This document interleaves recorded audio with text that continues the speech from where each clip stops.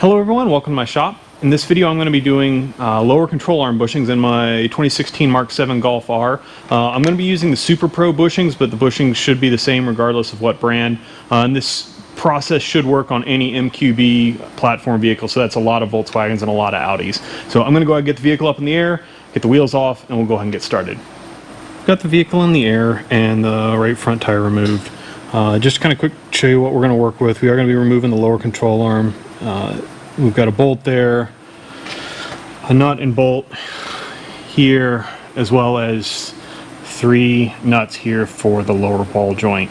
A couple of other things to note specific for me. I have the RS3 brake duct deflector. I'm going to have to cut that off. I also have the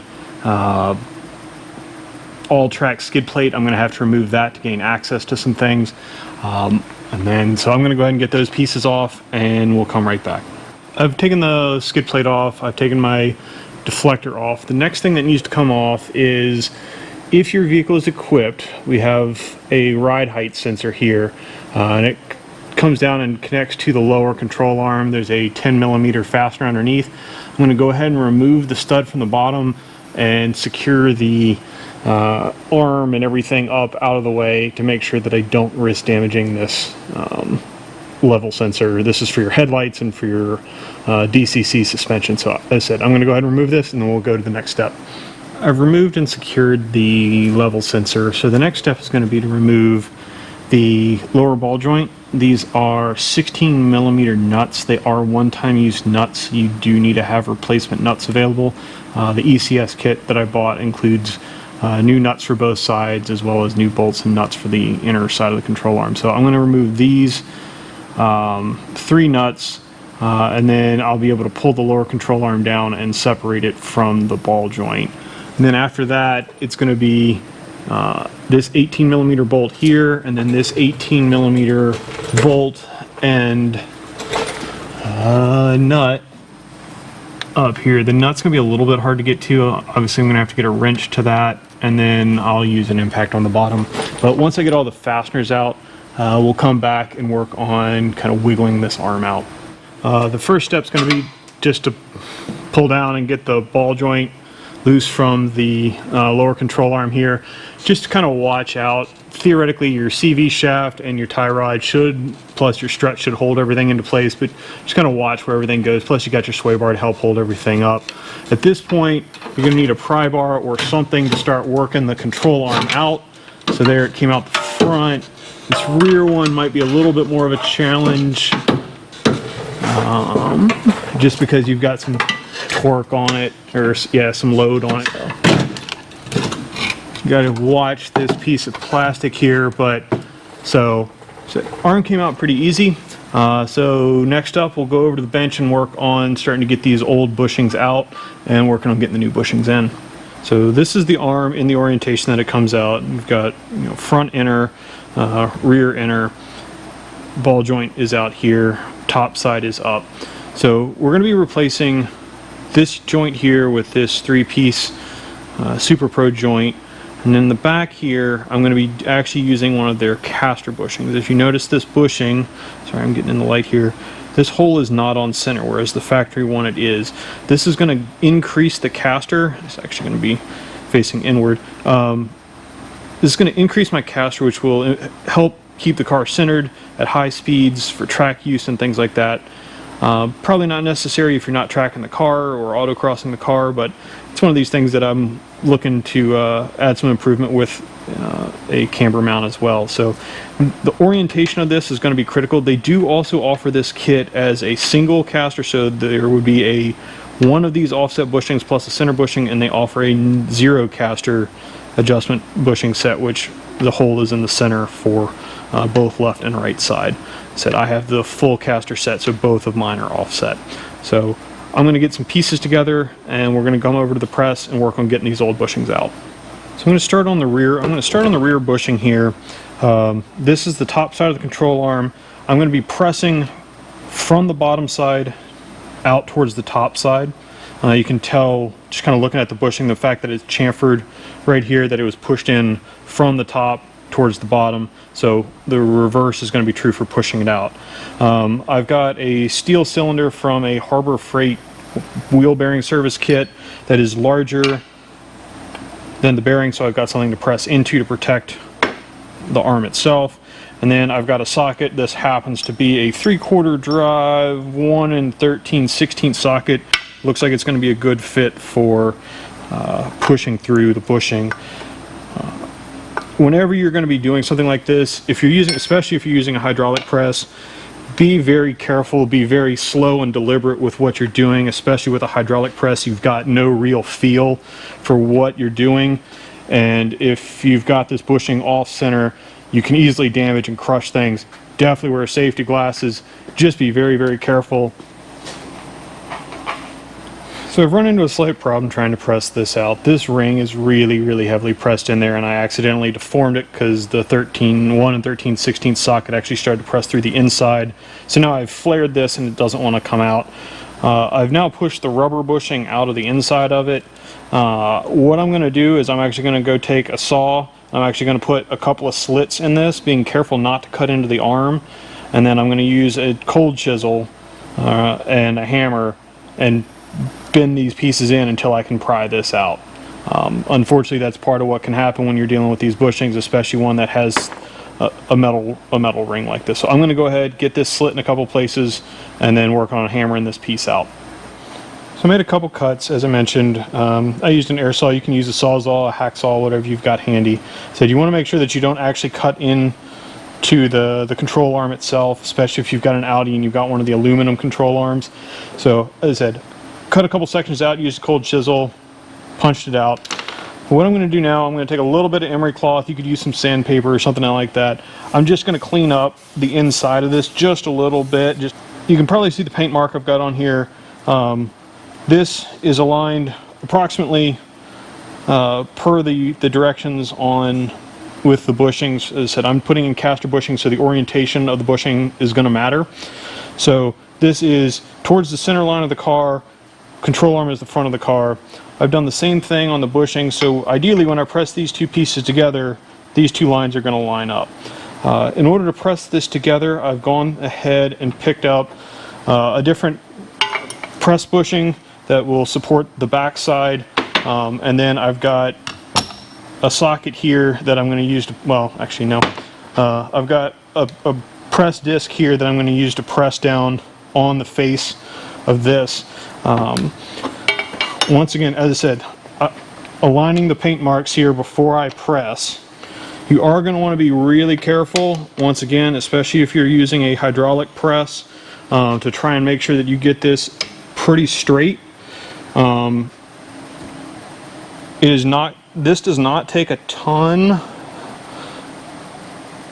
I'm saying it doesn't take a ton, but it's appearing to take a fair amount of press force to put in. So I'm going to make sure everything's aligned here.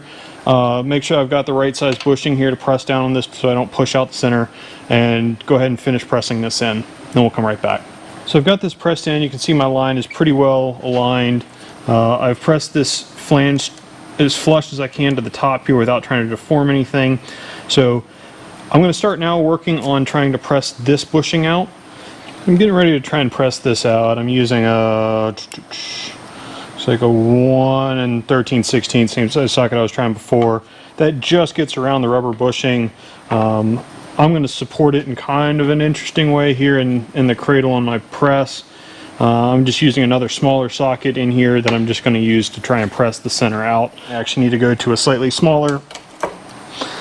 Yeah, I'm sitting here, I'm actually shearing the socket through the bushing now, which will make it easier to get the bushing off, but I am going to get a slightly smaller socket here to make sure that I don't damage the socket itself. So I'm going to get a smaller socket, we'll push it out, and then I'll come right back. I was able to get that bushing pressed out. I ended up using a 1 13/16 socket as a receiver, and I ended up using a 24mm impact socket to push it out. It did shear the outside rubber off, but basically it pushed the rubber bushing into this socket, and I was able to remove everything. I'm going to do the same thing that I did for the rear bushing. I'm just going to go in here with some emery cloth, because I have a little bit of rust in here. I'm just going to make sure that this is smooth and clean. Then I'm going to grab some gloves and we'll come back and work on installing these bushings. Alright, so I've cleaned this out. So the next step is going to be for the front kit, you're going to actually you're going to push these 2 urethane bushings in. You're not going to put grease on the outside of them. So there's the first part in, and then the second part in, just like that. Now where you are going to apply grease, they do provide you with some grease here. You're probably going to want some gloves to put it on. They recommend that you apply grease to the inside of this bore and the outside of this bushing, and then I'm going to push the bushing, or the sleeve, into the bushing. You do not want to grease inside where the bolt is. As I said, they did not recommend greasing the outside of the bushing. So I'm going to go ahead, apply grease to the inside here and push the bushing in, and then we'll work on finishing the assembly of the front bushing, and we'll get it back in the car. Applied grease, as I said, pretty heavily on the inside and on the outside of the sleeve here. Pushing this in is going to push a lot of it off, and it is going to fight you a little bit just because it is a tight press in. Once it gets in, you get to the first one, it may start pushing out the second one. I'm actually going to just use my press here to help make sure everything kind of goes together smoothly, making sure that it's fully seated into the bushings. Got a little bit of grease on the outside here, that's fine. You are going to want to make sure, I am going to have to push, it did start to push this rubber bushing out, so I'm going to make sure that that gets all the way back in. As you can see, I did get grease here that is inside the bushing.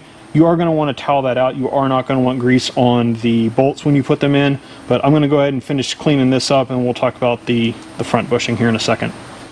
They are going to have you grease this again. Once again, I'm going to grease inside the bushing, outside the crush sleeve, and then we'll work on putting the spacers on top. The spacers are going to be cone out in both cases. You're going to be greasing the inside of the bushing, the spacer as well. Got grease applied to the crush sleeve. Gonna have to work this in. Same problem as before. I may have to go over to the press to help get it through, just because it is kind of a an awkward thing to try and push in.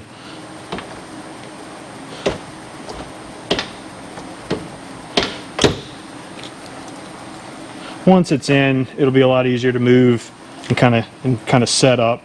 So as I said, get a little bit of grease around the outside of top and bottom, especially the top or the end that you pressed in, because a lot of that grease came off. And I'm going to add a little bit of grease to the inside of these spacers. The spacer, as I said, the cone goes out, and that's going to be the same on both sides. Again, a little bit of grease on the inside of this bushing,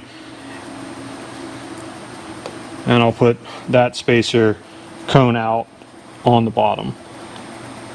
I'm going to go ahead, clean some of this stuff up, work on trying to get some of this grease off my hands.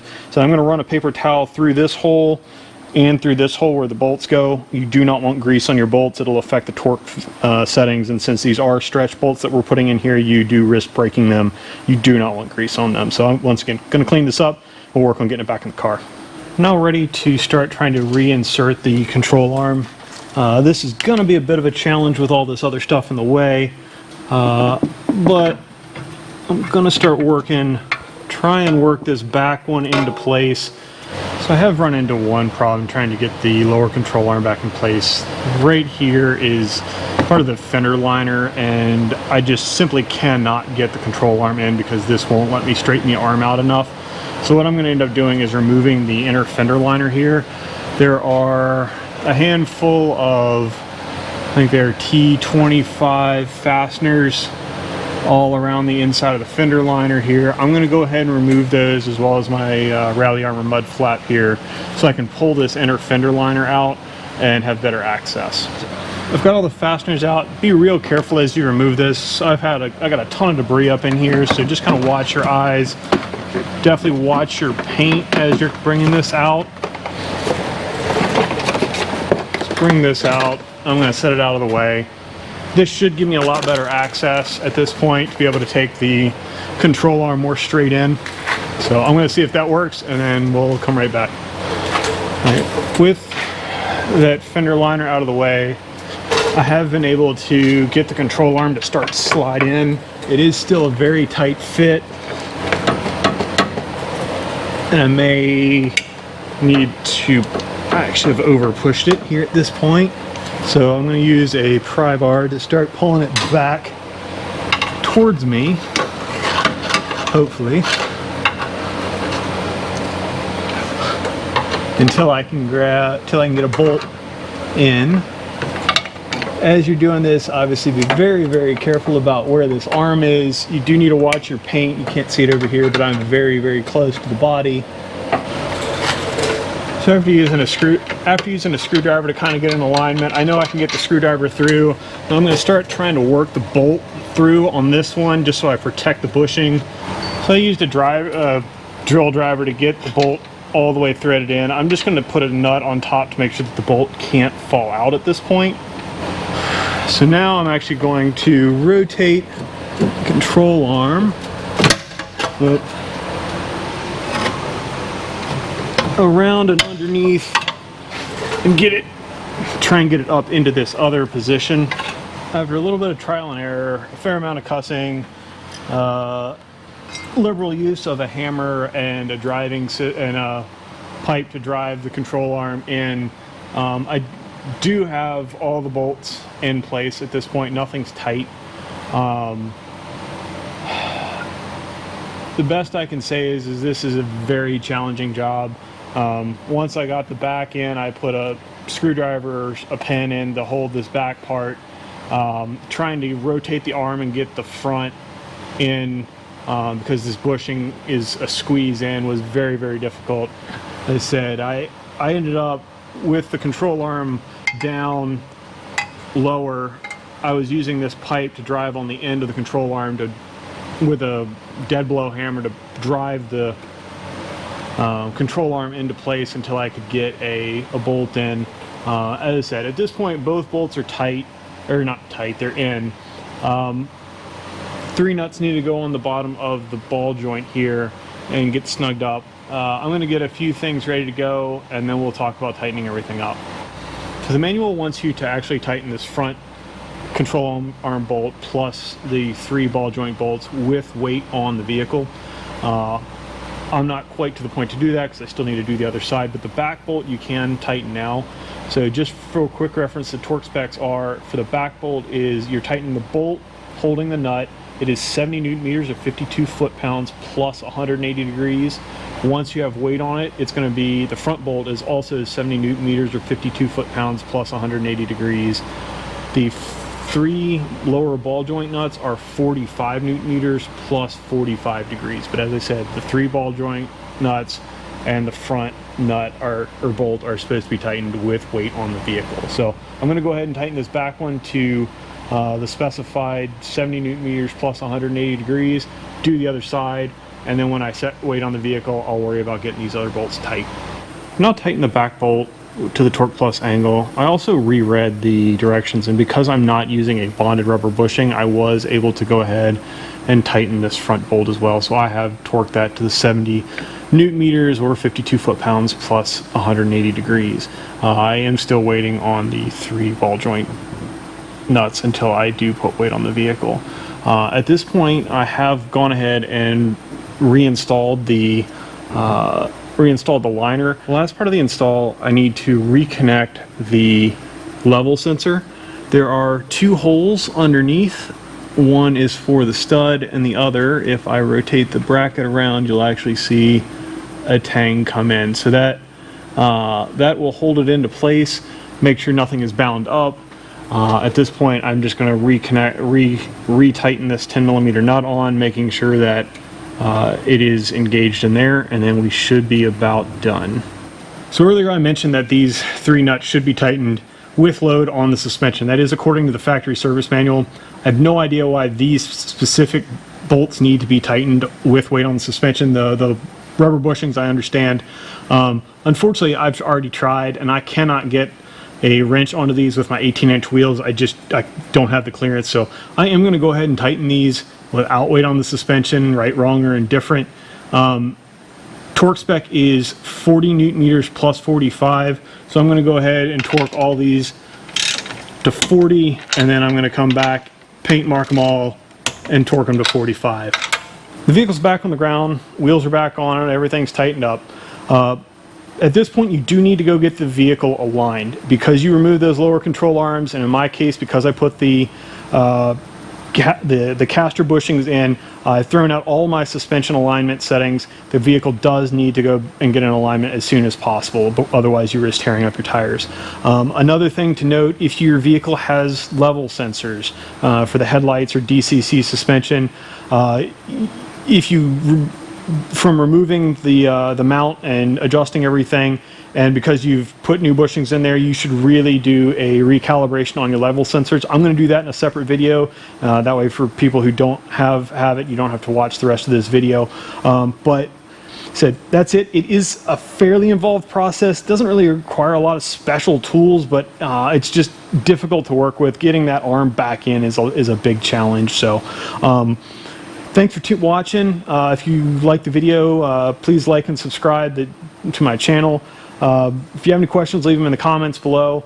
This vehicle, after I get in alignment, is going back to the track here in a couple of weeks, so we'll see if that extra caster helped.